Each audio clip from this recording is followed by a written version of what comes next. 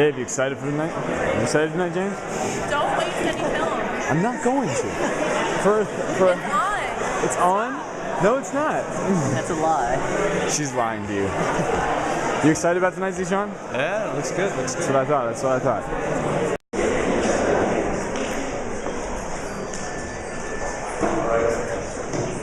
Good evening, everyone.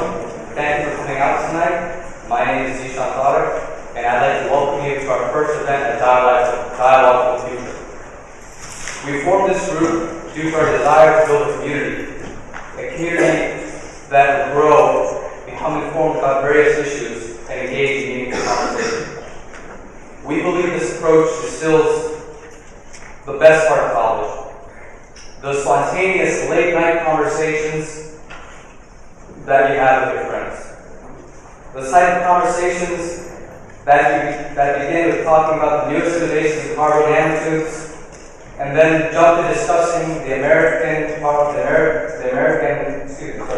the British parliamentary system and the American representative democracy, and then begin to forward the logical implications of time travel.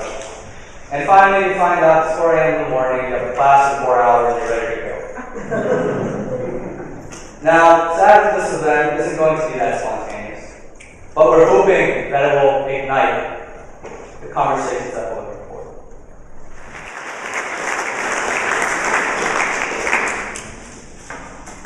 How's it with the sound? Can you actually hear me if I speak like this?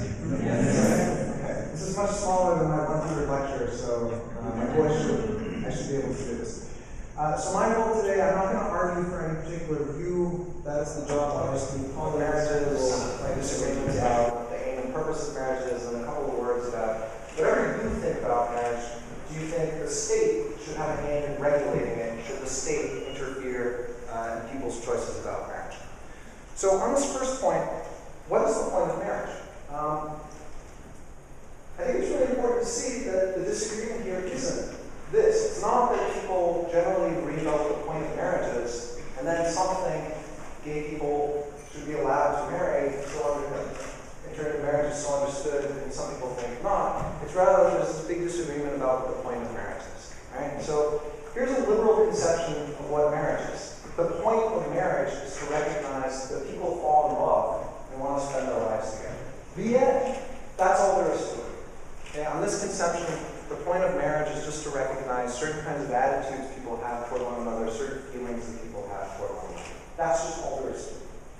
If you think that's what the point of marriage is, if you think the point of marriage is just to recognize special kinds of attitudes that people have toward one another, then I think it becomes hard to sympathize with opposition to same-sex marriage. If that's all that marriage amounts to, then it becomes a bit puzzling why you would oppose same-sex marriage. After all, no one disagrees that same-sex couples can have those same attitudes and also want to spend their lives together and so on. Right? So think about whether that is a conception of marriage that captures what you think marriage is all about. Okay? And just to point something out about it, it's kind of a very sort of lowbrow, almost casual view of what marriage is. You could compare it to friendship. On this view, marriage is not that different from friendship. Okay, for some people, marriage might be more important, but for other people, their friendships might be more important. And if you think about friendship, no one runs around saying that friendship is sacred. No one thinks that friendship is some special thing that you look in the Bible or your sacred text to find out about. The state doesn't get involved in regulating friendship and so on. Right? So you might ask yourself that question when you're thinking about this later tonight.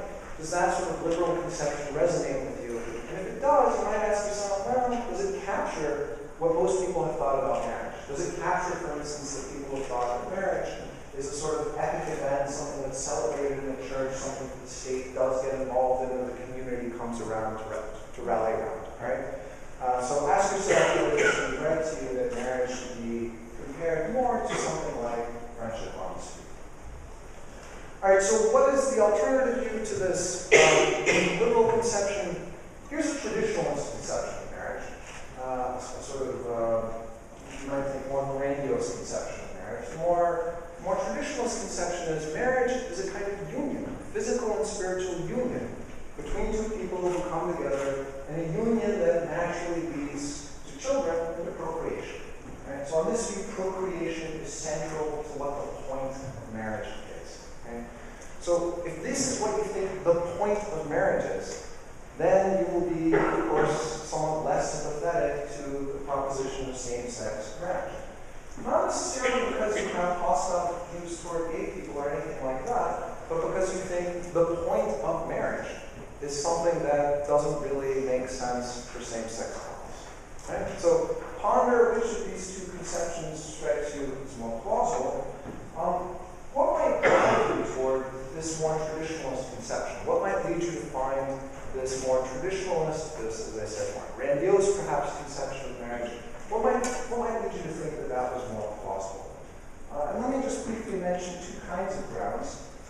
One kind of ground that you hear a lot in popular press or on TV are what you might call narrow sectarian grounds. These are grounds, by that I mean grounds that are rooted in specific, particular religious traditions. So you appeal to your sacred texts, maybe it's the Bible, maybe it's something else, and those texts, those sacred traditions that you consider authoritative, they guide you toward this kind of traditionalist conception. They tell you that there's more to marriage than just how you feel about it. Let me just throw out a couple of questions about that kind of rationale that you should ponder. You should ponder whether, if you appeal to these kind of narrow sectarian traditions, you're being consistent. Right? I'm not telling you or even trying to imply that you're not, but ask yourself whether you are. So many of the sacred traditions that people appeal to when they discuss these matters, it's not like they just talk about marriage, they talk about a lot of other stuff. And you want to ask proponents of this traditionalist conception who appeal to their scriptures or their sacred traditions, are they being consistent? So in particular, many of the same kind of sacred traditions or texts that reflect on gay marriage, they reflect on other things, like punishment. They discuss things like stoning. The Christian Old Testament or the Hebrew Bible famously authorized stoning people to death under certain circumstances. In the Christian New Testament, you're told that women are not to teach men because they're to be submissive. You're told that no fault divorce is wrong. And so you need to ask yourself, and again, I'm not trying to imply that this isn't a question that can be answered, but ask yourself whether you're being consistent. If in appealing to this kind of traditionalist conception of marriage, you make reference to your, what I'm calling narrow sectarian traditions. All right? So that's one way you might try and defend this traditionalist conception. Let me mention another, though, another that doesn't really appeal to these narrow sectarian grounds. People have also sometimes thought there are broader reasons for defending this traditionalist conception that gets at procreation. Just so you don't think I'm making all this up, let me read you a little quotation from a leading author, Maggie Gallagher, who has this more traditionalist view. Here's what she says. Quote, marriage emerges time and again cross-culturally because it addresses a core human problem. Sex between men and women makes babies. Marriage incarnates the idea that the sexual power is both deeply valuable and inherently dangerous. We need a social institution endowed with public authority that teaches young men and women in the midst of erotic, emotional, and psychological dramas. I hope you're all having these emotional dramas out there. They need to come together and love to raise the children their bodies make together. If this is a core purpose of marriage, then same-sex unions are not marriages. If gay unions are marriages, then this is no longer what marriage is about.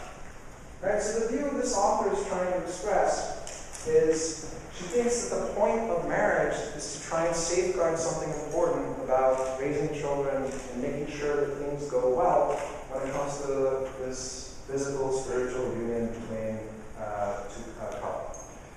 So let me just once more throw out a kind of question for you to ponder if you sympathize with this kind of view. And again, I'm not implying these questions can't be answered, they're just things to ponder. It's clear that there are marriages that don't involve procreation. There are childless marriages, there are couples that adopt, there are couples that perhaps had kids long, long ago but no longer do. No one has a problem with these kinds of marriages, and so the question you might sort of raise here is, well, why can't you add same-sex couples to the list? If non-procreating Heterosexual couples are sort of allowed on this conception. Why is it that same-sex couples somehow undermine or vitiate this kind of institution that Maggie Gallagher says is very important? All right, so there you have it. Two very different reasons for trying to support this traditionalist conception and then a much more liberal conception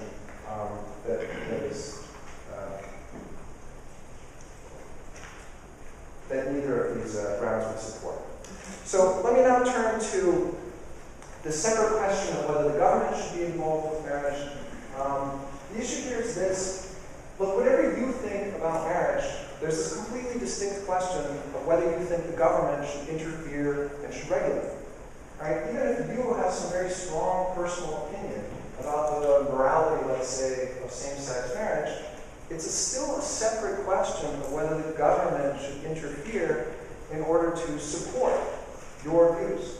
Right? That's a completely distinct question. So there's a kind of libertarian tradition associated with the philosopher John Stuart Mill in the 19th century. Here's what John Stuart Mill said about these matters. He enunciated what he called a harm principle. He said, the criterion for whether the government should interfere and regulate with what people want to do is this. If people are minding their own business and they're not harming anyone, their liberties should just be left alone. Their liberties should not be interfered. Right? The criterion for when the government should get involved is that you're doing harm to other people. Put it another way, if it's just between consenting adults, the government really has no business getting involved. That's this libertarian tradition. So you might ask yourself quite separately from these issues of what the point of marriage is, look, even if we disagree at some personal level, why do you think the state should get involved? Why can't they just stay out of it? Why can't they just accept, anyone, any church, any group, anywhere issues a marriage certificate, why can't the state just recognize it? Or if you really think the state has to get involved for tax purposes or something, there's always a tax privilege, right? If you really think that this libertarian rationale is they should be as neutral as possible. They shouldn't make these value judgments. They should just be as neutral as possible. And so that's one more reason you might prefer a kind of same-sex marriage friendly view of these matters. You might think they're kind of general libertarian reasons. And let me there too, as I've left you questions for these other kinds of views, let me just raise one more question about this libertarian rationale. Here too, ask yourself whether you can be consistent. Right? So if you're of the opinion, look, the state just shouldn't get involved, whatever you personally think. Ask yourself whether you can be truly consistent about this. Do you truly consistently believe that what your neighbors do, what your freely consenting adult neighbors do, there's never a case for the government to get involved? Right? The kinds of cases that people worry about here are cases like polygamy. If your neighbors are engaging in completely consensual, informed, polygamous relationships, some people feel, well, there might be a case for the government to get involved. Right? My point isn't to compare gay marriage to polygamous marriage. My point is to get you to ask yourself whether you're being consistent in adopting this kind of harm principle and insisting that if it's between consenting adults, it doesn't matter. All right? Thanks very much. It's a really pleasure to be here. I also like to walk in front of the podium, so I thought someone might be taking this, so if it's a problem, let me know. Before I start, I wanted to thank Dialogue for the Future for letting me be part of this inaugural event. I'm awed by the fact that how many people showed up. I think it's great, and it truly is a very important issue facing the voters in Maryland coming up in November. For an individual who feels so close to somebody who's basically their lifelong partner, not be able to go in when that person may be dying, or not be able to make a decision for that person they can't make for themselves. So we passed that legislation, and I was the only Republican state senator to vote for it. And when I did so, that caused a couple people to kind of shake their eyes at me and wonder what's wrong with them. And I went back and talked to my constituents, and I explained to them why I felt how it was really important to provide that opportunity to all couples. And so then came the 2010 election. When the 2010 election results were in, and I was the leader of the Republican caucus, the state Senate President, Mike Moller, our rules state that he needs to consult with me to talk about committee assignments. And when I say consult, that means he'll sit down and tell me what he's doing. And so I went into his office, he sat down, he told me what he was going to be doing, and he kind of asked me what I thought. But clearly by the end of our discussion, there was no question in my mind that same-sex marriage would pass out of the Judicial Proceedings Committee. Because with the new makeup of the committee, there clearly was at least 6 votes for it. And so, I go back to my office, I sit down with my staff and say, okay folks, here's what we're going to deal with this year. And this was the session 2011. And I said, I support equal rights, but I also want to figure out a way in which we can get a consensus in an act.